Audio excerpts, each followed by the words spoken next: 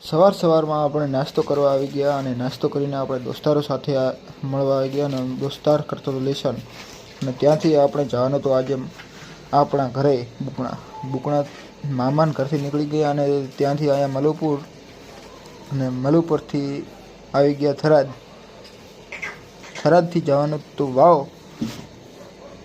પહેલાં થરાદમાં કામ પટાવીને આપણે નીકળી ગયા વાવ જવા માટે. પછી આવી ગઈ બસ. પછી બસમાં બેસીને આપણે નીકળી ગયા વાવ તરફ.